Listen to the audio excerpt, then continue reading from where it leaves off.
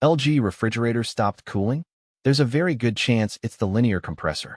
This is LG's most well-known problem, and there was a class action lawsuit over it. Signs it's the compressor. The fridge stops cooling completely. You might hear clicking from the back. The freezer is also warm. Food is spoiling. Here's what you need to know first. LG extended the compressor warranty on many models to 10 years. Some have been extended further due to the lawsuit settlement. Before you pay anything, check your model number against LG's warranty lookup online or call LG directly at 1-800-243-0000. If your compressor is covered, LG pays for the part. You may still pay labor.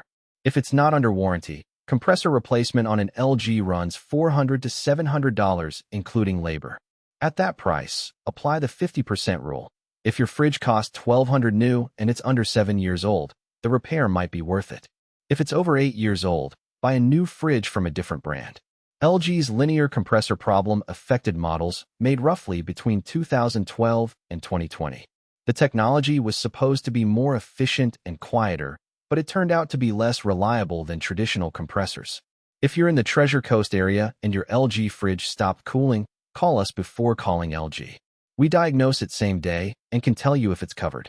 Port St. Lucie, Stewart, Fort Pierce, Jensen Beach.